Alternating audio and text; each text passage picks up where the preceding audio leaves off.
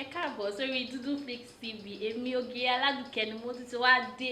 Ṣé wá rí lónìí? Ó yàtọ̀ rá sí gbogbo àwọn tips tí mo máa ń fún wa lónìí. Nǹkan tó máa bára wa sọ̀rọ̀ ni sexual talk la fẹ́ ní. Yes, sexual talk. Àbí kí ló ṣẹlẹ̀? Mo rí pé no, ẹ máa fòyà, ẹ máa bẹ̀rù. A kò fẹ́ bára wa ní 1 or 2 talks náà ni tí ó jẹ́ harmful talks náà la fẹ́ ní. Ṣé rí?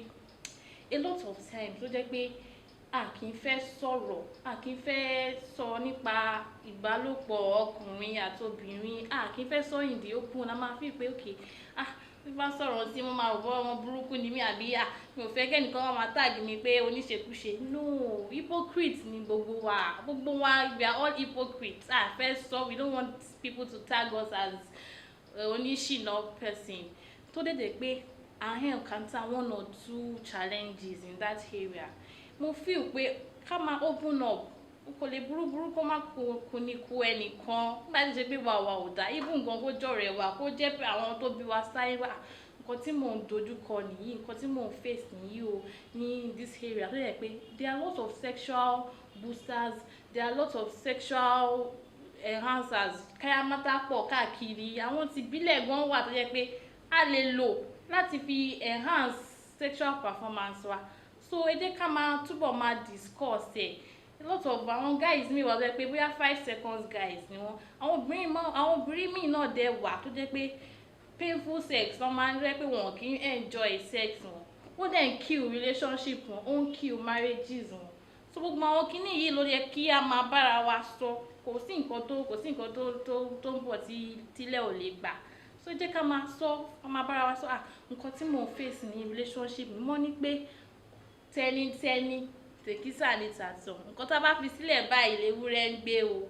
So ẹ jẹ́ ká try ká ṣiṣẹ́ ní angle yẹn. Kò sí nǹkan kan tó wà ńbẹ̀. Feel free, talk about it with your friends, with family. Nǹkan tí mò ń dojúkọ ni a lot of as a matter of fact, àwọn videos mi kan wà tí màá tún máa já wa sí àwọn nǹkan kan tá tún lè máa lò láti fi boost sexual performance. But lónìí mo fẹ́ kí a feel free ká sọ̀rọ̀ nípa ẹ̀. We are all adults. Mo tiẹ̀ lérò pé gbogbo àwọn tó ń wo fídíò yìí o adults náà. Mo ní believe yẹn pé àti ju 21 lọ, àti ju 18, kò sọ́mọ kékeré tó ń wo fídíò yìí o. So kò sí nǹkan tó ń bọ̀ sílẹ̀ gbà náà. Ẹ jẹ́ ká sọ. So mo fẹ́ rọ̀ wá, tá bá ní 1 or 2 challenges, ẹ má jẹ́ kí ojú máa tì wá láti share it. Àwọn nǹkan tó yẹ pé bóyá 100 naira with 200 naira we can cure all these things. We can cure them. Ẹ máa pamọ́ra, ẹ máa bò mọ́ aṣọ tí ò dẹ̀ yẹ kó rí bẹ́ẹ̀. Ẹ jẹ́ ká sọ̀rọ̀. Ẹ fi comment sílẹ̀. Don't be shy. Even in this video ẹ lè fi comment sílẹ̀. So if ẹ lè mọ 1 or 2 people tó lè ní 1 or 2 assistants láti render fún yín. So nǹkan tí mo ń try láti sọ fún wa ni pé ká máa feel shy about it. Kò sẹ́ni tí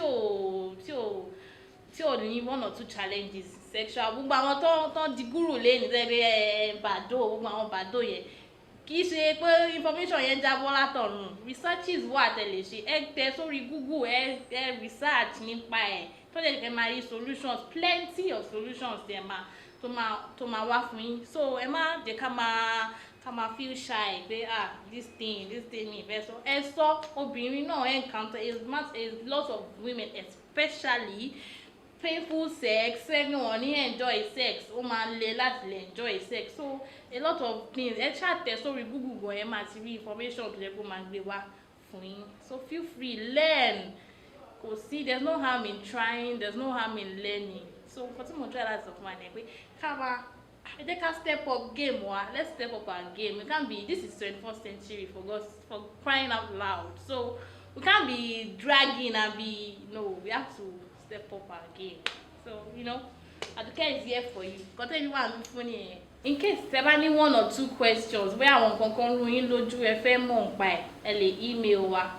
Description below yẹn gbogbo information tẹ́ máa need. Ẹ lè email wa, ẹ lè send DM sí Dúdúflix, ẹ lè send DM sí mi náà personally. So we learn from each other.